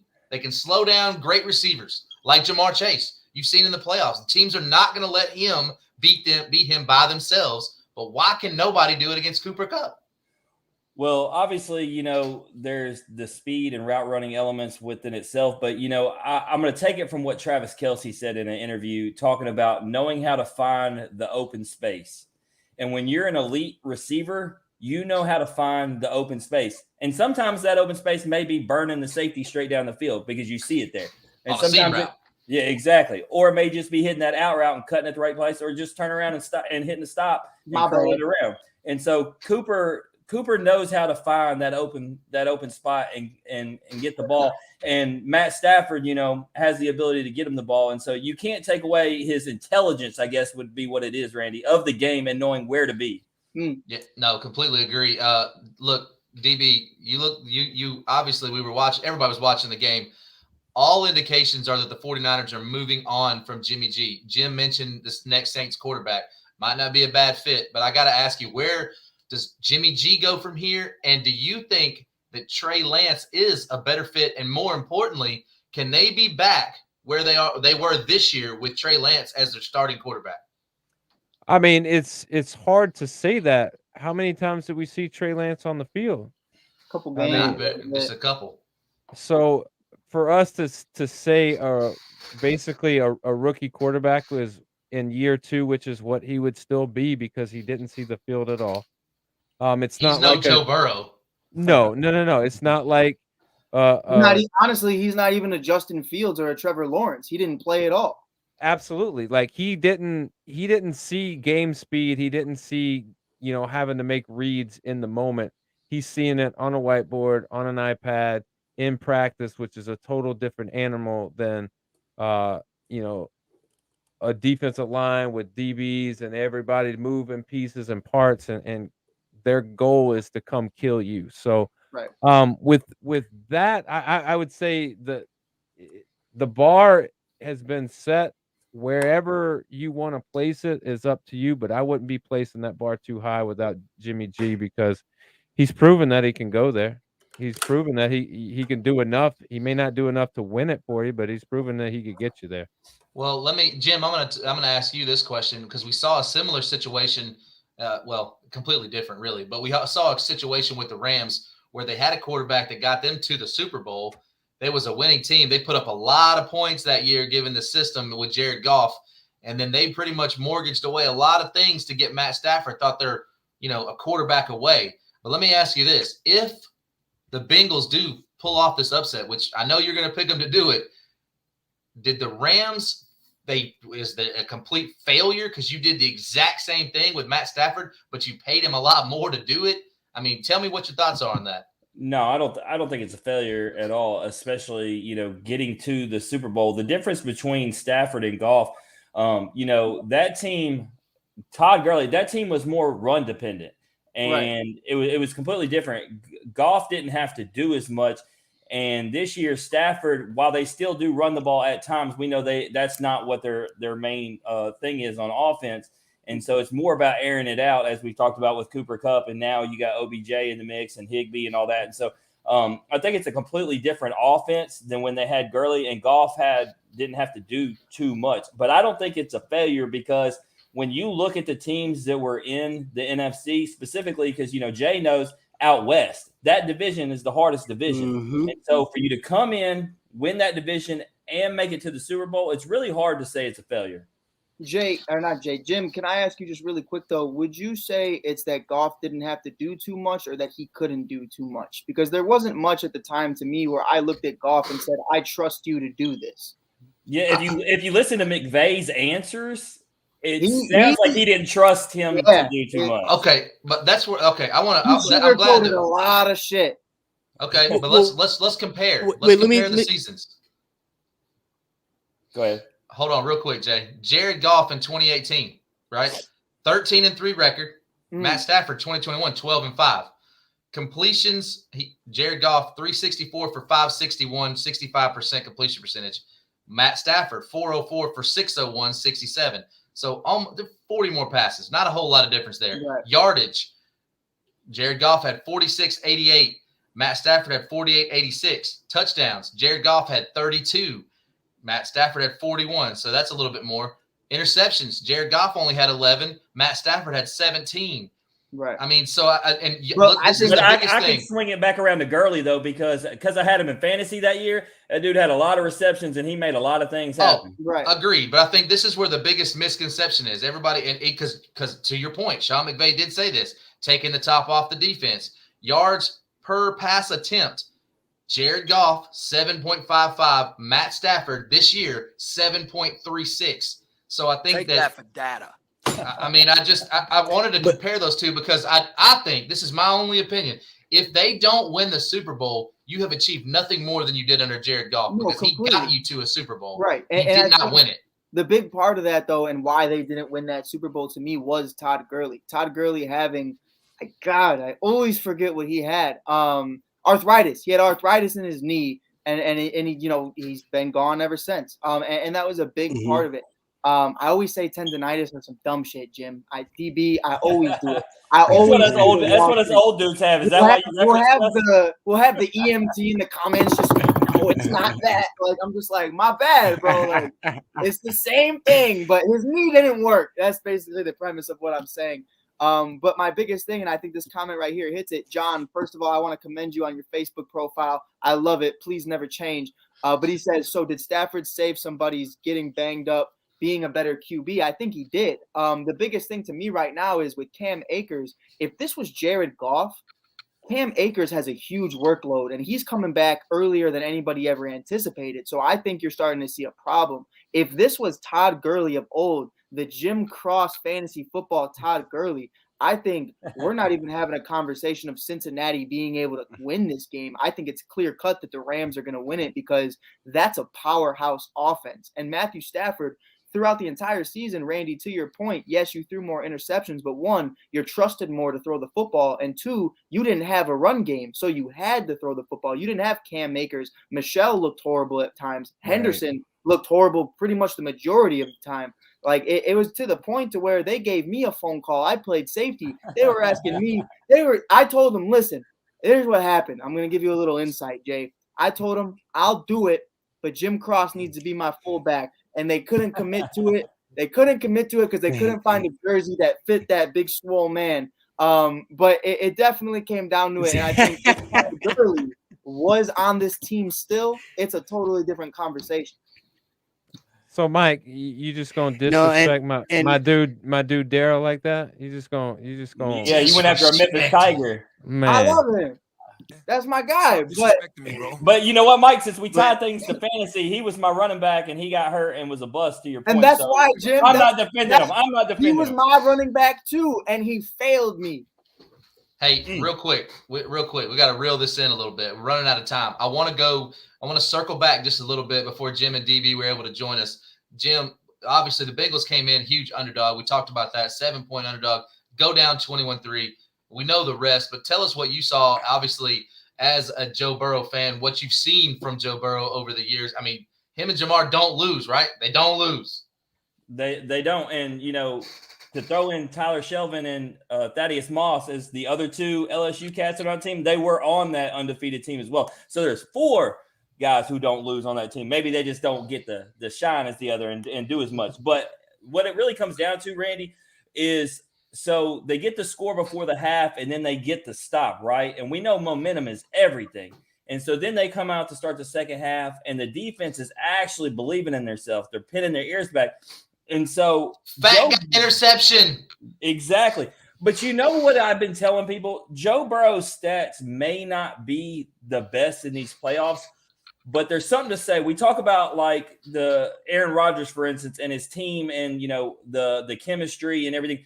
Joe Burrow and Jamar Chase and that swagger and everything they bring to that team, those guys follow them. It's no different than that offensive line sucks, but he don't say nothing about it. Dude, he loves on them dudes. You know, he might talk to the general manager after the season, but right now he's doing nothing but saying, hey, I got to be better. I'm thankful for my defense. I'm thankful for my line, you know, all the right things. And those dudes are willing to go to war for him.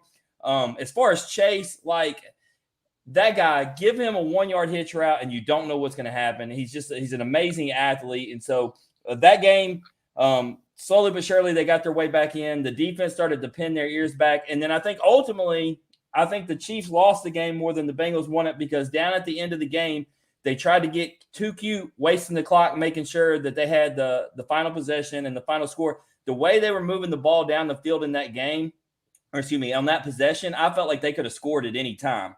But then they decided to play clock management, and it backfired on them. Would you not agree? No, I definitely think that they got – I thought what they were trying to do was definitely run the clock out. I agree with you. They did a few things. Into the half, I think you talked about it, momentum. They got to score. You take the freaking points. You take the 3, it's a different game. I totally agree. But DB, before we go to Around the Horn, I want to go to you real quick and talk about Patrick Mahomes. DB, bro. DB and Jim, I'm so happy y'all came on, bro. It's just different. It's like the whole gang is here. Like hey, Randy, I do got one more Joe Burrow thing. I will give him his props on one thing. You know, Mahomes, when he runs, he makes it look effortless, right? Mahomes, but Burrow had 2 or 3 runs down the stretch. They may not look as pretty, but they were monumental. Let me tell you something, Tim. Here's what we're not going to do. When we talk about a quarterback running, we're not talking about Pat.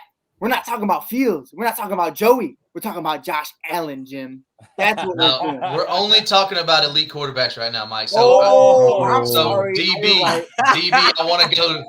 DB, I got to go to you real quick. Hold on. Hey, Randy, here's where it ends. If he was elite, he would have won the coin toss, period. Hey, the man was not a no. He can't win the coin toss. But wait, hold on though, because Joey B didn't win the coin toss either. But that's Joey B wasn't out there. Oh, there you go. Joey B wasn't out there because I made that call live. But DB, back to you, Patrick Mahomes. People talked a lot about, hey, Joe Burrow, he's the new sheriff in town. Is it the new face and all that? And that's great. Joe Burrow's been great. You got to give him his props. But I talked about this earlier. Did people forget that Patrick Mahomes is 26 years old, DB? Yeah, I mean, here's the reality. If Brady has taught us anything, age is only a number. When you're good and you know how to win, you're going to win. And for all these people hopping on this Joe Burrow, he's the new guy, he's the face. They need to worry about an offensive line because I'm telling you, it's not if, it's when, and it's already been a win last year when it happened. So when we're talking about Patty Mahomes or the Chiefs in general, they're going to have him. They're going to have Kelsey. They're going to have Tyreek Hill. They got Andy Reid. They got guys that have been there before and know how to win. Like it's not rocket science. It's not chess. It's checkers, and it's just simple. They're not going anywhere. they're going to be right back in the AFC Championship with a chance to be in the Super Bowl, if not winning the Super Bowl next year. Did y'all 5 straight years. Did y'all have mark it right here?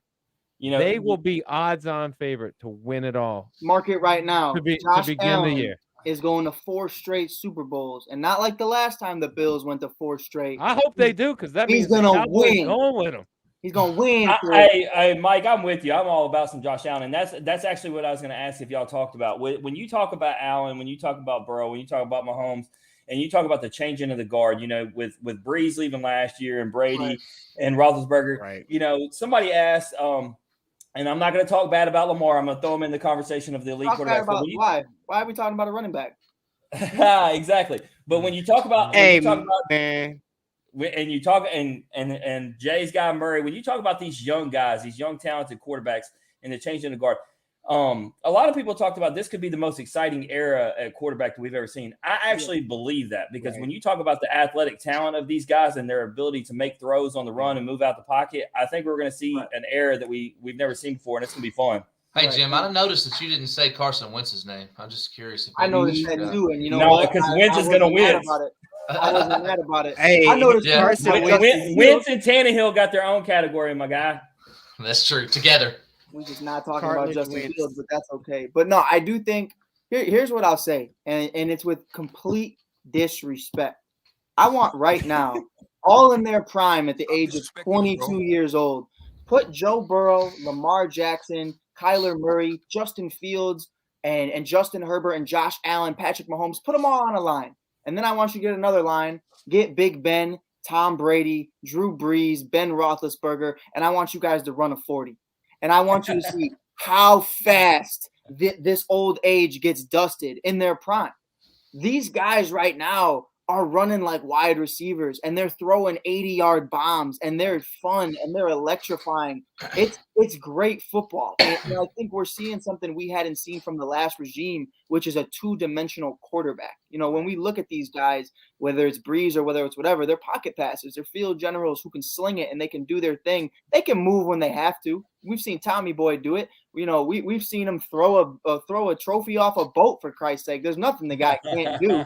But at the end of the day, it comes down to it that these guys right now, they're just a different breed in what they are, and they're out of a lab. They're straight out of a lab.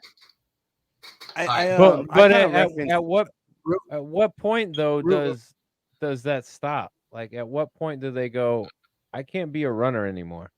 I think there's obviously going to be the age transition, right? You have to see the transition. And Jay, not to speak for you, but I think you're seeing it with Kyler. You've definitely seen it with Allen. Mahomes. I mean, Mahomes was a scrambler off the jump. That's Randy's boy. Now you're seeing him sling it, sidearming it, doing crazy shit at ease.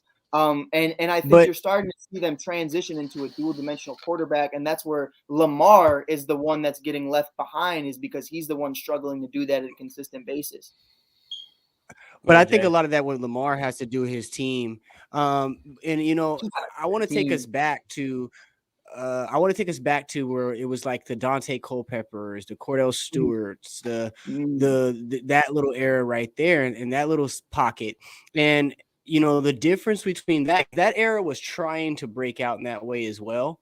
They were kind of moving that direction, but the thing about it is, and I think Mike, you kind of alluded to it and hit it on the nail too, is the speed at which these quarterbacks are playing and doing what they're doing is just expedition. It grew,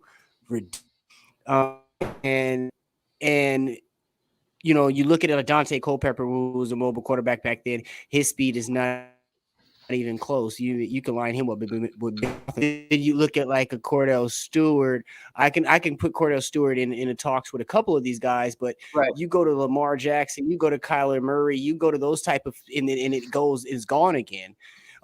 John just Mike said in Vick's the comments, the only one, right. And I think we're forgetting. And Cam Newton was definitely doing his thing too. But Cam Newton's like a Josh Allen, your guy, because he'll truck somebody. Yeah. He'll truck somebody.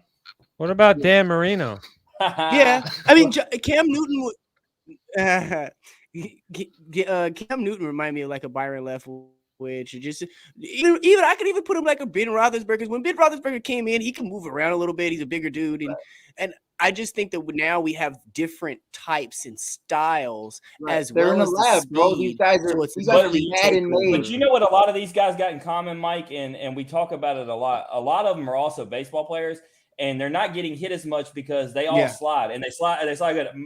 That's why Burrow, if you look, they showed that graphic of all the young quarterbacks. He's the only guy that didn't play baseball, and it shows when he tries to slide. Yeah, I was about to say, you made that sliding comment. Slides are horrible. Ooh. No, his slides, but I mean, if you look at Russell Wilson, if you look at Mahomes, you look at these guys Kyler Murray, they're sliding and getting down. Valid. Like even you understand. Kyler Murray saves his life with slides. No doubt. He does. He saves his life, and I'm waiting for the day that it doesn't go his way. I'm terrified for it. Oh, that's rude, man. I mean that in like a nightmare type way. Mike, every time I see this guy slide, bro, I just don't even look. I don't want to look. I don't want to look at it because it's terrifying. He keeps Jay. Tell me where I'm wrong. That whole that you just said, I'm gonna have to edit it out. We're just you got to cut that whole part out. Jay, when you watch, we're not jinxing Kyler like that. Jim knows it though. When we see guys slide, especially in the league, their heads go down too. But Kyler keeps his head up. He keeps his head up, and I'm looking at these middle linebackers just like leaning their shoulders in, and I'm like, put your head down. And I look at Joey B. He's got more than his head up. He's got his back up. He's got his legs turned. He don't give a shit about nothing, and that's Joey scares me. Joey and Kyler scare me. And let me tell you something. We didn't even mention Randy or Daniels, guys. Before we even met y'all, these two dudes were arguing about Herbert and Dak. Both those dudes are mobile and can get out the pocket and make throws too, especially Justin. Justin be throwing darts on the run. And I think we can all agree that Justin Herbert is way better than Dak Prescott. But to wrap this thing up, to put a bow on it, it's only fitting that we end the NFL talk with the greatest quarterback of all time, Tom Brady. And basically, he retired, and then the report came out that he didn't retire. His dad said he didn't. Essentially, what I think happened is that he didn't get to make the announcement, so he wanted to make it on his own terms. But I got to ask you guys a question. You, Mike, especially you're a social media guy, TikTok, all that. Why did he not just put out a tribute video like he's been doing, like some comedy or something, break this news before Shefty could? I think just so the young buck can get his comments out the way and the real men could talk. But I think when I look at what Tom's feed is, it's a joke. Like all of it. It's him messing around on TikTok. It's him messing around on Instagram. The Bad Boys for Life videos with him and Gronk getting off the plane. They're just messing around. It's them sitting in a kiddie pool together, drinking mimosas. Like it's funny stuff. And what Tom was doing wasn't funny. I think it was very hard for him to actually make that. And I think it was something where he just wanted it to be the most professional that it could be, not a TikTok, not a Instagram live, not a reel. I think he wanted it to be the way Big Ben goes about it, the way other individuals have gone about it, because I think it was hard for him. I don't think it was easy. To me, it was a Giselle decision. And 100%. I love Giselle. And honestly, she's right. She's right. She's the GOAT. The guy's got nothing left to prove. The guy's got no reason to still be here. And that's no shot at Tom, but that's just the reality of the situation. Godwin's going to leave. Do you know who the team that Tom has a losing record to is, by chance? That's right. It's the New Orleans Saints. He's 4-5 against the Saints. Listen, Jim, I just think it was too serious, though, Randy. In all seriousness, I think it was too serious of a moment. And Jim, I'm gonna let you say it one more time and pretend I didn't hear you. What'd you say? No, Jim. I got a question for you, Jim. Thank you, Randy.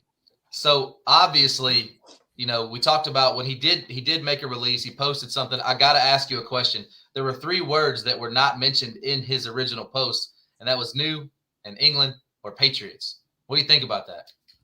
I mean, I didn't look too much into it. People were trying to make a story about it, but from what I read, they're actually going to sign him to a contract for a day and let him retire as a Patriot. So I think people are looking for a story there, but I don't think it was meant nothing to be about it. I think he just wanted to give a shout out and love to the Bucs for the 2 years that they gave him there. DB, you're our resident Tampa native. I got to ask you, as a guy of high moral standard, a guy that spends his whole career in New England, do you think that he was on purpose that he did not mention the New England Patriots? Absolutely. Absolutely. I do too. Do you think, I mean, the only thing that I can equate the status of Tom Brady in NFL is Michael Jordan in the NBA. You best believe the day that Michael was done, he gave the Chicago Bulls some credit. Absolutely. Not that other Mickey Mouse team he played for, but the Chicago Bulls. They gave him the chance. They let him be him, and he built that thing and created what the Bulls are today, really, and created his brand himself from the city of Chicago and the Chicago Bulls. So I think it's kind of personal. I think there's some deep-rooted things there, and I think that was intentionally done. Now, whether he goes back at a different day and says, hey, you know, writes a letter to the Patriots or the city of New England, whatever. But yeah, I think there's something there. What Jay, it is, I don't know, but something. Yeah, I agree with you, Jay. We'll end this with you. Then we got to get to around the horn. You and Tom Brady. I think he's a little younger than you, but 44 years old, retiring, and Mike touched on it with the Giselle decision. Why retire now? Do you think? So I'm going to answer this in two parts. Before I answer the why now part, I'm going to touch on the why he didn't speak about the Patriots and why he was pissed about the Adam Schefter thing. I think his whole plan this whole time was to your point, Randy, to go TikTok-ish, figure out an out in Tampa, figure out a way to make it publicly look real, getting out of his contract and out of the situation in Tampa, and in that one-day contract for England and retire. I think that was his plan the whole way through. And Adam Schefter, fuck that. And well, alrighty then. Fifth of all time. I don't know if Jay cut out. I don't know if Jay cut out that last part. I wasn't sure. What did you say, Jay? That last part? Jay, you don't have to repeat that. It's a family show. It's a family show. Jay's froze right now. There he is. There he is. Oh, okay. I froze. You froze a little. I was just making sure he said what he said. Listen, Jay's on dial-up internet right now. All right, y'all calm down. Oh, I said he's at Freddie's house. He's at Freddie's house right now. It's all good. Listen, we got to put a bow on this thing. Everybody's been real here with us for an hour. Before we do the around the horn, Randy, there's something I've been wanting to respond to. A comment. The line is 3.5 in favor of the Rams for those who are asking. Yeah, John was asking an over-under, but he obviously found it because he asked us if he should take it. John, we are not gambling experts here. We're not going to take the over. I'm telling you. You should definitely take the over, though. But we're not gambling experts. Don't hold us hostage. But listen, we got to go around the horn for the last ones to join us. DB, what you got to close us out? All right. So it's supposed to be, obviously we have 6 more weeks of winter, but spring is right around the corner. And when we think spring, what's that? How many more? No, I just got 20 inches of snow, so I don't believe what you're telling me right now. Well, I'm just telling you what I heard. So well, I'm telling you. Enjoy those 20 inches, man. But anyhow, when we think spring, we're thinking Major League Baseball. We're thinking spring training. But here's the reality, guys. They've made no movement or any progress forward. And I want you guys to keep this date in mind, February 8th. If everything can be resolved by February 8th, spring training and opening day can start, and most people will be able to report on time. Anything after February 8th, it's going to look pretty grim as far as starting on time, minor leaguers being able to report and start on time. And I got a correction on the minor leaguer thing, Daniel, because Chad Dallas wrote me today and said they're reporting the 27th no matter what. Hell yeah. Well, okay. They might be reporting, but they ain't going to be playing any games. So there's that. What if they all just get together and play pickup? I mean, hey. I suck at baseball. I ain't coming. I'll commentate. You see how Jim did you there, Mike? He immediately thought he was invited to play. You weren't talking about you playing. Hey, I used to own your wiffle ball field. You better watch your mouth. DB, wrap us up with your around the horn. Jim, we're going to you next. We're good, man. I think we're about to hit some critical time with Major League Baseball. Some decisions are going to have to be made because, I mean, don't we want to see the Cardinals play, Randy? I mean, what's absolutely, and I think they will. I think they're starting on time. we'll keep our fingers crossed. Yeah, you should. Jim, what you got? So before I do it around the horn, are we gonna go do our female athlete thing later, or is that something I'll do now? You can around the horn right now. All right. So, National Girl and Women in Sports Day. We've had a lot of talk about this throughout the day and our group chats and on the social media things. None of you guys like soccer.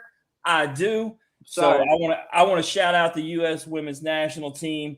Those girls have been fun to watch for years. They've been bringing in gold medals. Carly Lloyd retired this year. I was asked who my favorite female athlete was. It is Julie Ertz, the wife of Zach Ertz, two-time gold medalist, the center midfielder, the heart and soul of that team.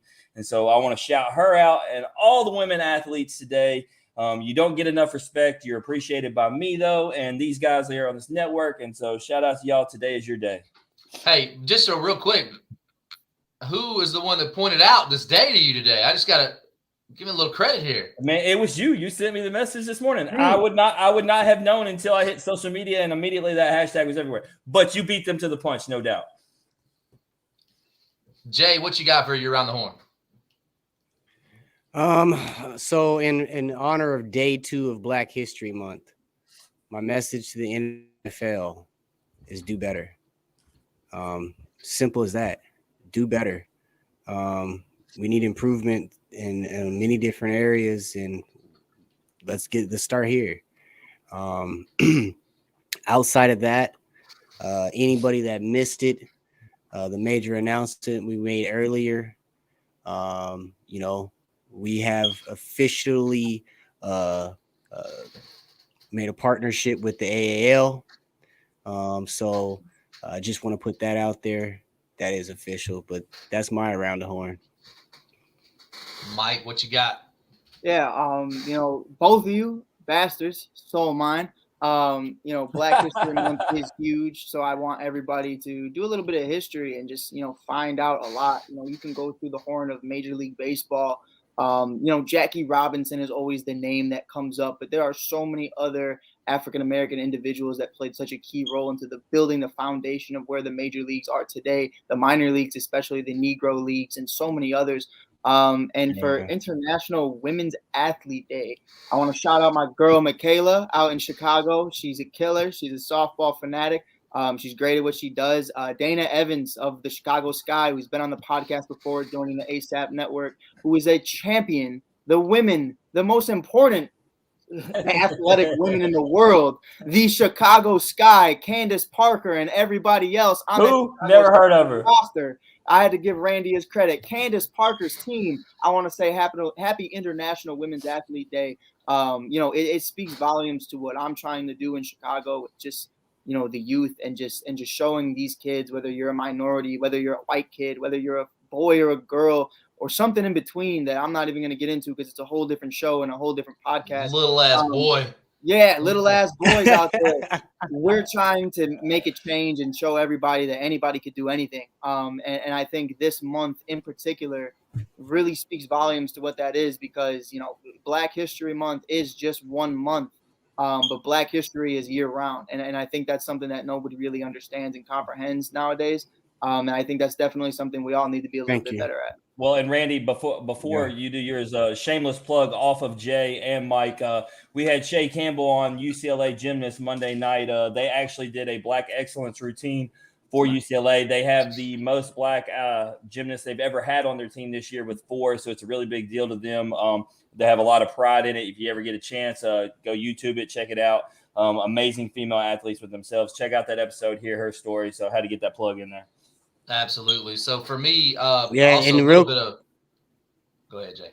Well, my bad. I was just gonna say if you guys haven't, I'm lagging, so I apologize. If you guys love Jay's lags. Jay's lags are my favorite thing in the world. Please jump over it Off the Bench. I mean, they have a star-studded lineup of shows. If you haven't caught them yet and you're just now catching on to them over the last couple of weeks, go through the archive. There's a valuable message in each and every show. So my favorite message too, DB says it at the end of every episode. Listen. We're going to wrap this up. For me, a little bit of breaking news. Jim Harbaugh has called Michigan to inform the school that despite interviewing with the Vikings today, he will be returning to Michigan for the 2022 season. Michigan, in the words of one source, was elated for his decision. Jim Harbaugh also told Wardell Manuel that this would not be a recurring issue and he would be at Michigan as long as Michigan will have him. That's awesome, bro. Hey, really quick on that. Randy, before you do your around the horn, I got one last part. After my, Black excellence and women's excellence and everything else, one final touch. Vikings fans, suck it, because goal. So that's what you got to do. Tell them Skull Nation, baby. Keep rocking in the free world, bro. So Jay kind of stole my around the horn. Around the horn for me is really to my co-hosts, to everybody that's here. Jay's doing big things, obviously with ASAP, getting the AAL, getting some things signed up. Some huge news coming soon from ASAP. To Jim, obviously one of the hardest working dudes in the room. The guests that he's able to get never cease to amaze me. The OG, DB, obviously always laying it down, keeping us on track. Mike is the hardest working man in show business. Dude's on every show all the time. And me, I just get to be here. But so we're going to close it out today, guys. Great show. And as always, if you like hearing us average Joes talking X's and O's, please like and share us on Facebook. Retweet us on Twitter. Listen and subscribe wherever you get your podcast. Comments and feedback are always welcome. And we will see you all next Wednesday on Off the Rails. And always remember, strong bodies, sharp minds, grit and grind all the time. We out. Yes, sir. Whole sports, all plays. Yeah. Whole sports, all plays. Whole sports, all plays. 365, we making a plays. You talking the game, get you to the days. We're high in the court, the dime in the lane. Variety, topics, living the same. All presentation, sports information. In the airways, taking the nation. All sport, all plays, like working your faces. Grace at the field, so tie the laces. All sports, all plays.